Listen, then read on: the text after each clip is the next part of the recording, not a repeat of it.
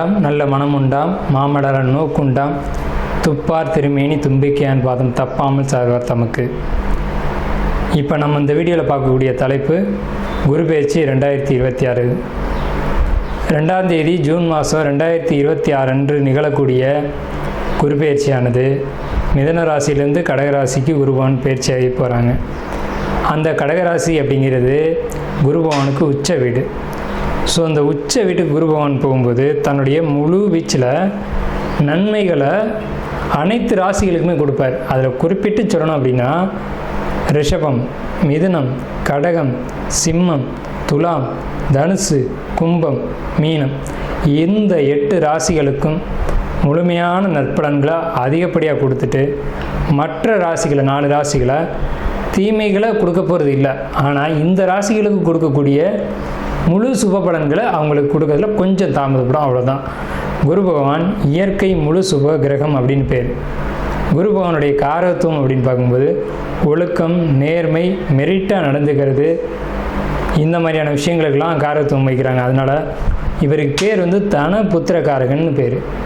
குரு அப்படின்னாலே ஒருத்தருக்கு வழிகாட்டுறவர் அப்படின்னு பேர். ஸோ இந்த அடிப்படையில் குருபகவானுடைய பெயர்ச்சி அப்படிங்கிறது இந்த 12 ராசிகளுக்கும் முழு சுபத்தன்மைகளை இருந்தாலும் மேலே சொன்ன 8 ராசிகளுக்கு அதிகப்படியான நன்மைகள் நடக்க இருக்குங்க. இந்த மீதி உள்ள 4 ராசிகளும் பரிகார ராசிகளை இங்கே எடுக்க வேண்டியதில்லை, ஏன்னா அதுக்கும் நல்ல பலன்களை தான் கொடுக்க போகிறாங்க. இருந்தாலும் இந்த 12 ராசிக்காரங்களும் இந்த 2ஆம் தேதி மார்ச் மாதம் 2026 வருஷம் டைம் நீங்கள் பார்க்க வேண்டிய அவசியம் இல்லை.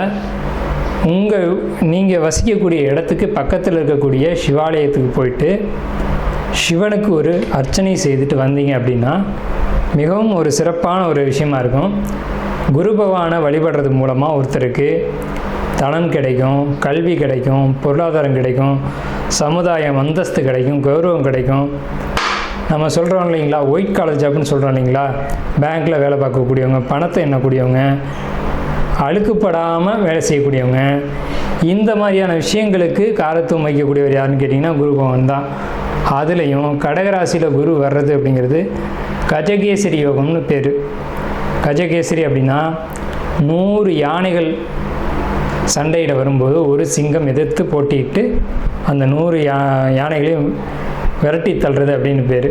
ஸோ இப்படிப்பட்ட கஜகேசரி யோகத்தில் நிகழக்கூடிய இந்த குரு பெயர்ச்சி 2026ஆம் ஆண்டு அப்படிங்கிறது 12 வருஷத்துக்கு ஒரு முறை ஒரு சிறப்பு வாய்ந்த ஒரு வருஷமாக இருக்கும்.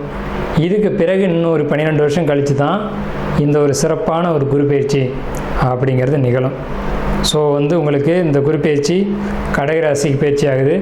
குரு பலன் அப்படின்னு பார்க்கும்போது சந்திரன் என்ற வீட்டுக்கு, அதாவது கடகராசிக்காரங்களுக்கு அல்லது ரிஷபராசிக்காரங்களுக்கு, மேலே சொன்ன இந்த 8 ராசிக்காரங்களுக்கும் குரு பலன் அப்படிங்கிறது வந்துடும்.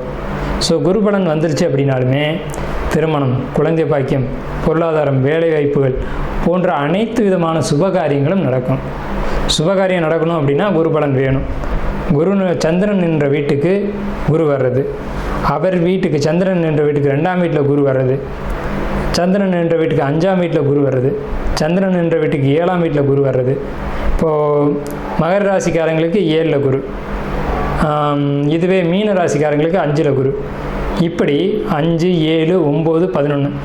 இப்போ அந்த அடிப்படையில் பார்க்கும்போது மீன ராசிக்காரங்களுக்கு 5ல் குரு, தனுசு ராசிக்காரங்களுக்கு அது விழுகாது. இதுவே விருச்சிக ராசிக்காரங்களுக்கு 9ல் குரு. அப்போ விருச்சிக ராசிக்காரங்களுக்கு குரு பலன் இருக்குது 11. கன்னி ராசிக்காரங்களுக்கு 11ல் குரு. ஸோ இவங்களுக்கெல்லாம் கன்னி, கடகம், விருச்சிகம், மகரம், மீனம் இந்த ராசிக்காரங்களுக்கெல்லாம் குரு பலன் அப்படிங்கிறது நிகழ்ந்திருக்கு. நட்சத்திரங்களுடைய வரிசையில் 17வது நட்சத்திரமான அனுச நட்சத்திரம். இந்த அனுச நட்சத்திரம் எப்போவுமே ஒரு கோபமான உக்கிரமான நட்சத்திரம். இந்த குரு பெயர்ச்சி காலகட்டத்தில் கோபத்தை குறைக்கணும். கோபத்தை உங்களுடைய குரு பெயர்ச்சியானது குறைக்கும். இந்த குரு பெயர்ச்சி வர்றது ஜூன் மாதம் வருது. அந்த ஜூன் மாதத்துக்கு பிறகு தான் உங்கள் லைஃப் நல்லா இருக்க போகுது. நல்ல நண்பர்களை, நல்ல உறவினர்களை கண்டிப்பாக நீங்கள் கலந்த காலகட்டத்தில் நீங்கள் இழந்திருப்பீங்க. அது இழந்ததுக்கு காரணம் கோபமாக இருந்திருக்கும், உங்களுடைய தவறாக இருந்திருக்கும். உங்களுடைய குழந்தைகளுக்கு குழந்தை பிறக்கக்கூடிய அமைப்பு, உங்களுடைய குழந்தைகளுக்கு கல்விக்கான ஒரு யோகம், உங்கள் குழந்தைங்க கல்விக்காக வெளியூர் வெளிநாடு செல்லக்கூடிய அமைப்பு, அதே சமயத்தில் உங்களுடைய குழந்தைகளுடைய கல்வியில் தடை தாமதங்கள் வருது, படித்த கல்வியை விட்டுட்டு வேறு கல்விக்கான ஒரு அமைப்பு, ஒரு லைனில் படிச்சுட்டு போயிருந்துருப்பாங்க, இது வேணாம் அப்படின்னு சொல்லிட்டு அடுத்த கல்விக்காக ட்ரை பண்ணக்கூடிய அமைப்பு, இதனால் சில சங்கடங்களை சந்திக்கக்கூடிய அமைப்பு இருந்தாலும் கூட அந்த மாற்றமான கல்வி அந்த குழந்தைகளுக்கு யோகத்தை கொடுக்கும். நீங்களும் படிப்பில் கவனம் செலுத்தணும். இந்த அனுச நட்சத்திரக்காரங்க மாணவர்களாக இருந்தீங்கன்னா படிப்பில் ரொம்ப கவனம் செலுத்தணும். அதே நேரத்தில் வயசானவங்களாக இருந்தீங்க அப்படின்னா உங்களுடைய கவனம் சிதறும், தவறான பாதைகளை நோக்கி எண்ணங்கள் போகும். குடும்பத்தில் வீடு கட்டினது அல்லது கட்டக்கூடிய அமைப்பு, கட்டின வீட்டில் தவறுதலாக கட்டிட்டு அதனால் பாதிப்பை ஏற்படுத்தக்கூடிய அமைப்புகள் உண்டு. வீடை இடித்து கட்டக்கூடிய அமைப்புகள் உண்டு. வீடு ஆல்ட்ரு பண்ணதுனால தவறுகள் வந்துருச்சு அப்படின்ற ஒரு விஷயம் உண்டு. ஸோ நீங்கள் வீடு ஆல்ட்ரு பண்ணியிருப்பீங்க அல்லது பண்ண போகிறீங்க, பண்ணும்போது தவறுகள் நிச்சயமாக நடக்கும். முக்கியமான விஷயம், எதையும் அவசரம் எடுத்து செய்யாதீங்க, நிதானமாக பொறுமையாக கவனித்து செய்யுங்க. எதை செய்யும் போதும் அந்த துறை சார்ந்த வல்லுநர்கள்ட்டையோ அல்லது ஜோதிடர்களையோ அணுகி நீங்கள் கேட்டு செய்யுங்க. நானே எல்லாம் என்னால் செஞ்சுக்க முடியும் அப்படின்ற ஒரு எண்ணத்தோடு செய்யாதீங்க. அதே சமயத்தில் உங்களுக்கு எண்ணங்கள் தடுமாறும், கவனங்கள் சிதறி போகும்.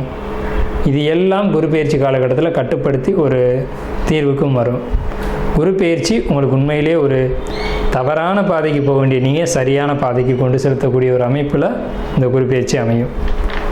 உங்களுக்கு பொருளாதாரம் சரி, வருமானம் சரி, வெளிநாடு அமைப்பும் சரி, உங்களுக்கு பெரிய அளவில் இந்த குரு பெயர்ச்சி காலகட்டத்தில் கண்டிப்பாக காத்துக்கிட்டு இருக்கு.